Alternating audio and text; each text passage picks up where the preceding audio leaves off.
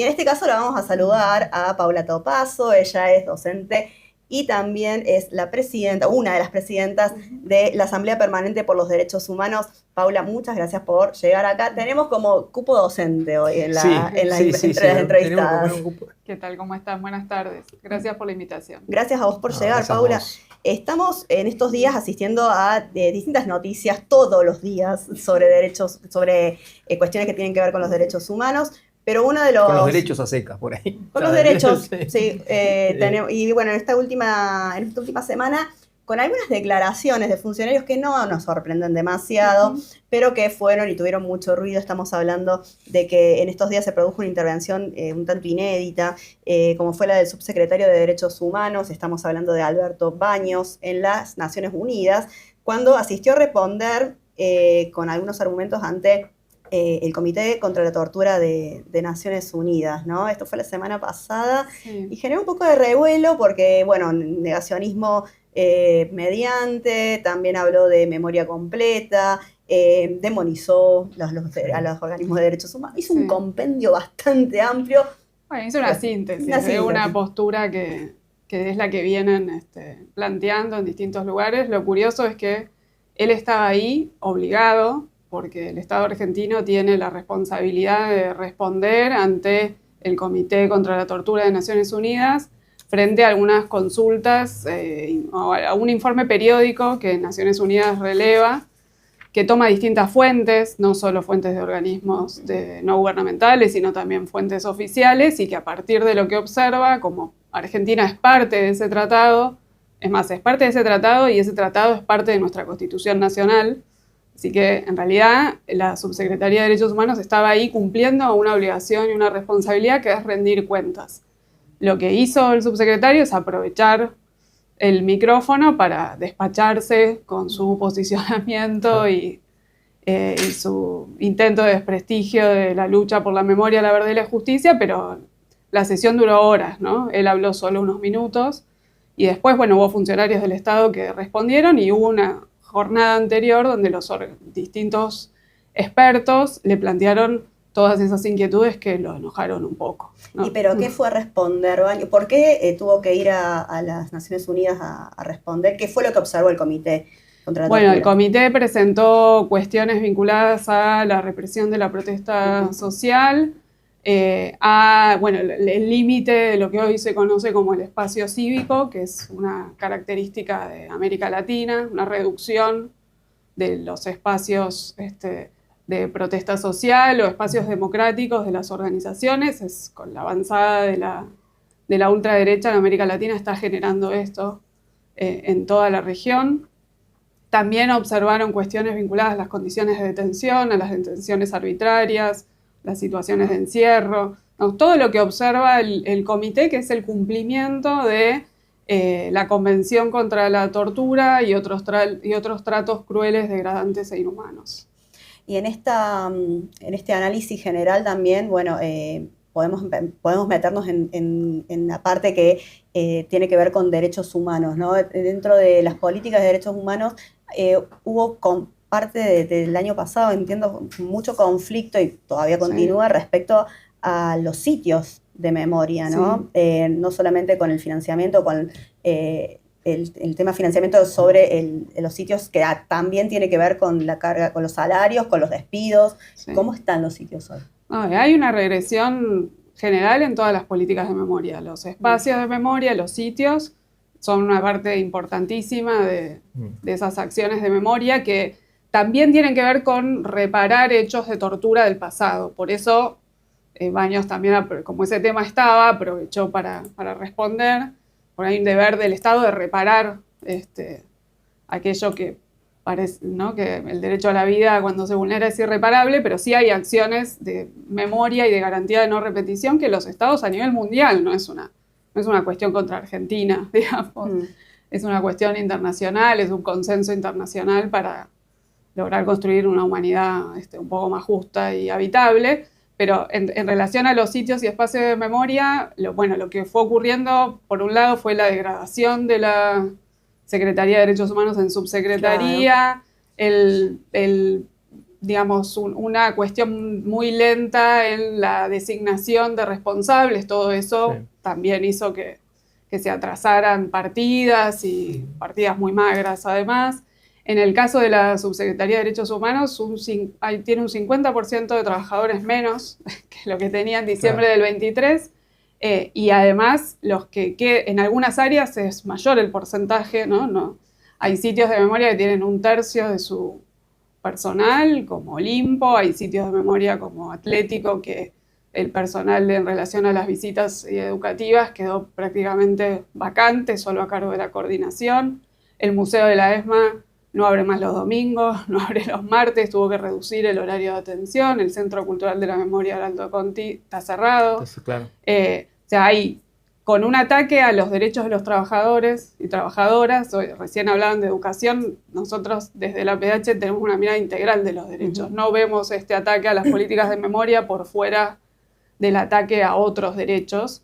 Y lamentablemente este gobierno, esta gestión, está mostrando cómo los derechos se interrelacionan entre sí, cómo la vulneración de unos derechos afecta a otros inmediatamente. Como que se nota cómo entiende este gobierno, así como decía Natalia antes, el proyecto educativo del macrismo. Bueno, acá el proyecto de derechos humanos del gobierno lo escuchamos en Baños, ¿no? No ser una memoria sesgada y memoria completa, todo lo que fue diciendo ahí. Lo que me quedo pensando es, ante estos embates, que son muchos, que son continuos, el movimiento de derechos humanos, ¿cómo responde? Si está, como en otro momento, fuerte, o si está un poquito con la carga conlleva por ahí un desgaste, que puede pasar también, ¿no? ¿Cómo responde ante tantos embates juntos? Bueno, en la calle, en primer lugar, y para mirar la construcción de la lucha de estos 2 años, yo rescato como algunos hitos vinculados a la unidad en la acción, por lo menos, ¿no? Eso no me parece menor. Armamos una guardia y una red para atender a la criminalización de la protesta social rápidamente, digamos, organismos de distintas tradiciones, ponemos a disposición los recursos que tenemos en términos jurídicos o de asistencia. La última marcha del 24, por lo menos en la Ciudad de Buenos Aires, fue en unidad. En otros lugares del país ya lo era. Nosotros tenemos compañeros y compañeras en distintos lugares y sabemos que fue una marcha muy fuerte en todo el país y también con sus particularidades y trayectorias. Y bueno, si bien es un momento donde muchas luchadoras y referentes están muy grandes, y quizás eso nos conmueve porque hay muchas pérdidas en estos años, pero por cuestiones naturales. También hay una historia de lucha de más de 50 años, ¿no? Y de otros organismos de mucho más. Entonces, hay que poder poner todo eso en la balanza, más ahora que vienen los 50 años del golpe, porque si no nos quedamos con la película de estos años, que es durísima, que la estamos viviendo, pero me parece que con todo por ejemplo, todo este entrenamiento de denuncia a nivel internacional, por más que fue a decir lo que dijo, tuvo que ir a responder en nombre del Estado argentino. A la vez que ningunean a los organismos como Naciones Unidas, ¿no? Como que y tuvo que ir. Tuvo que ir igual. Seguiremos insistiendo para que lo sigan haciendo y nos debemos una profundización de esa unidad en la acción, pero hemos dado muestras de hacerlo frente a la represión por la ley Bases. Claro. Se hizo una presión muy importante de todos de todo el sector del movimiento de derechos humanos, de distintos partidos políticos también. Bueno, ahí hay mucho por construir y hacer. Incluso antes teníamos, como dijiste la palabra hito, me quedé pensando en el 2x1, que es de 2017, ¿no? 2018, por ahí. O sea, hubo hitos que funcionan como memoria y como para enseguida, justo memoria, ¿no? Pero ir hacia esos lugares donde hay una respuesta contundente. Y mencionaba recién lo de los 50 años que se vienen ahora el próximo 24. Se espera también una contundencia ahí en cuanto a la movilización. Sí, la última movilización fue enorme, esta debiera hacerlo también. Seguramente va a haber embates. Ahí te iba a preguntar, concédeme mi minutito, te iba a preguntar si, ¿cómo analizás este momento, si no tiene algo que ver por ahí con el momento de los 20 años? Por ahí vos te acordás, no sé si eras muy chica o no, los 20 años era 96, era una adversidad grande. pero sin embargo se logró una movilización contundente, fuerte. Pero quería preguntarte esto, en el devenir de estos 50 años, ¿qué análisis haces desde que se empezó hasta hoy? ¿Y cómo nos encuentra estos 50 años? Bueno, ya sabemos cómo nos encuentra, pero a ver, para pensarlo y analizarlo. Bueno, es un montón para analizar, pero me parece que nos encuentra con muchísima construcción acerca de lo jurídico, o sea, nuevas herramientas y posibilidades jurídicas. En los 90, yo recuerdo, en el 96, todavía no estaba en la PDH, pero sí fui a la plaza en el 96 y estaban naciendo hijos, por ejemplo, o había nacido hace muy poquito, las manifestaciones no eran masivas como ahora, había un clima, no había posibilidad de justicia, en ese momento, muchos lo dicen, ¿no? Como no se podía ni soñar con la posibilidad de la justicia, de juzgar a los represores y a los genocidas, y luego sucedió, ¿no? Gracias a la lucha, al crecimiento de la demanda, a inventar nuevas formas de exigibilidad. Plenas leyes del perdón, plenas leyes de obediencia indulto, obediencia de vida, punto final. Contexto, digamos, peor incluso. Discurso de reconciliación. Sí. El otro día recordaba una compañera que le dieron la distinción a Graciela Lois, presidenta de Familiares, y recordaban otro hecho emblemático en el 98, cuando lograron frenar con un amparo el proyecto inmobiliario que tenía el presidente de ese momento, que no voy a nombrar por las dudas, de convertir al predio de la ESMA en un emprendimiento inmobiliario. Que a eso también fue se recordó como un gran logro y después, bueno, se pudo recuperar. Hoy estamos luchando por el sostenimiento de lo que allí sucede, pero ese predio hoy es un espacio de memoria, ¿no? Con todos las continuidades y las rupturas, digamos, ¿no? Pero esa historia, que es durísima y que también habla de graves violaciones a los derechos humanos, de todas maneras nos muestra la posibilidad de un logro en el futuro de esta lucha, y también no voy a decir deber porque suena más moral, pero sí un compromiso con quienes estuvieron antes, lucharon y nos dejaron sus enseñanzas, sus aprendizajes y un camino de querer eso, una sociedad más justa.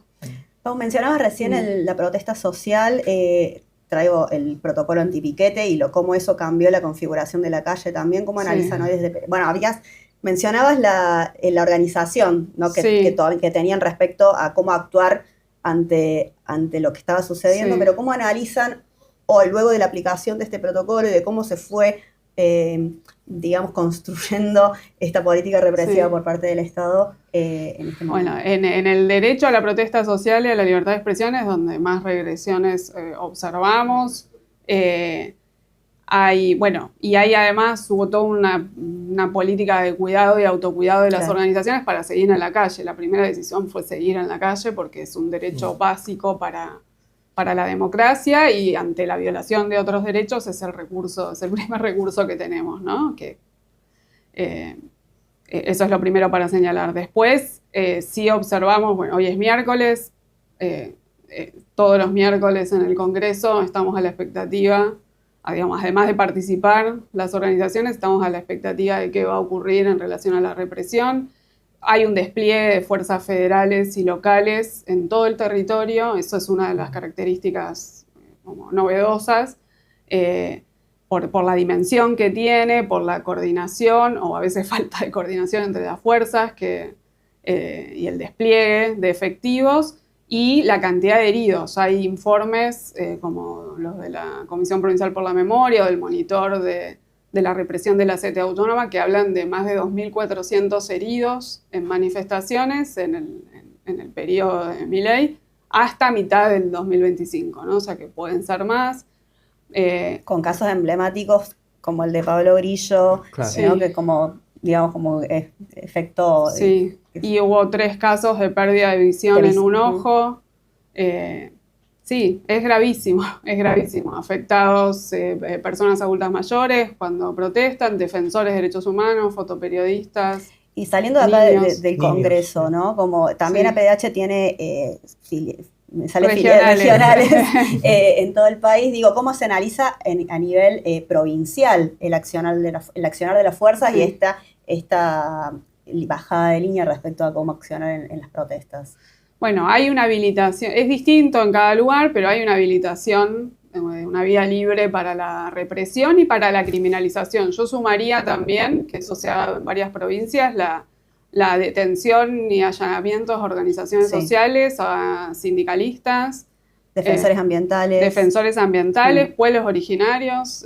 Nosotros tenemos regionales en la zona del sur, o sea, Patagonia, Cuyo y norte del país, y allí la persecución a pueblos originarios, que además hace hará menos de un mes atrás que catalogaron a compañeros y compañeras de lucha, porque así consideramos a los compañeros de los pueblos originarios, dentro de la categoría de terroristas, ¿no? Por motu propio de la Argentina, ¿no? Por una indicación internacional. Entonces y luego estas persecuciones a quienes se organizan y a quienes son solidarios con las luchas. Eso está pasando en todo el país con distintos matices, pero ocurre. Entonces, hay detenciones arbitrarias en el contexto de las manifestaciones, pero también hay detenciones en allanamientos a organizaciones sociales y a pueblos originarios y a defensores ambientales, como decías. Y en este contexto, la APDH cumple 50 años. Digo, están pensando en... Estamos buscando grandes motivos motivos para conmemorar. En principio, la insistencia, persistencia y resistencia durante 50 años, eso seguro, no nos van a quitar la posibilidad de celebrar la militancia y el crecimiento de la organización a lo largo de todo el país. Cumplimos 50 años el próximo 18 de diciembre, y vamos a estar realizando algunas actividades en la sede. Estuvimos realizando actividades. Ahí estamos viendo algunas imágenes. Pero por ahí podés contar la página de Instagram, porque dice, se vienen novedades. Sí, es APDH Argentina, es el Instagram, si no me equivoco, y apdh.org.ar es la web. Ahí vamos subiendo las novedades, y dentro de las actividades centrales, entre el 10 de diciembre, que es el Día Internacional de los Derechos Humanos, y el 18 vamos a estar proponiendo una muestra documental en base a nuestro archivo. Algo que hicimos en este tiempo y que es muy recomendable es volver a los archivos. Volver a... se toma la fuerza, ¿no? Claro, volver a leer qué pasaba en otros momentos de la historia, qué construcciones se dieron, qué debates. Eso ayuda muchísimo a entrar en perspectiva. Y bueno, y con todo el avance de la digitalización de los archivos de ese momento de la dictadura, hoy podemos tener una muestra que recupere ese legado de la lucha y también de historias de vida, en este caso ampliando esto del cupo docente, de historias de vida de docentes detenidos desaparecidos. Y acá sí quiero agradecer puntualmente al Centro Cultural de la Cooperación, porque gracias a su apoyo en un proyecto de mecenazgo es que vamos a poder hacer la muestra. Son tiempos difíciles para todas las organizaciones, entonces va el agradecimiento en particular. Se está armando ya para ir cerrando, como dos hitos importantes que se vienen. Ya hablamos de los 50 años de la marcha del 24 de marzo por los 50 años del golpe del 76, pero también la marcha de la resistencia. Sí, este diciembre, el 11 de diciembre, se está pensando, además de acompañar la ronda, todos los jueves hay ronda en la Plaza de Mayo, sostenida, hay algunas madres participando y hay muchos hermanos o hermanas también participando, y el 11 de diciembre se está pensando un acto conjunto también de distintas organizaciones y organismos de derechos humanos. Para no entregar las fechas, ¿no? También, así es. Bueno, Pau, te agradecemos muchísimo también la presencia en el programa. Estaremos siguiendo cualquier novedad que haya respecto al aniversario de la APDH para seguirlos de cerca y estar también acompañando estos 50 años, que no es menor, ¿no? No es menor, para tiempo. También seguir celebrando la militancia en algún punto. Bueno, muchísimas gracias a usted. Escuchábamos ahí a Paula Topasso, presidenta de la APDH Argentina, que pasó por No Te Creas.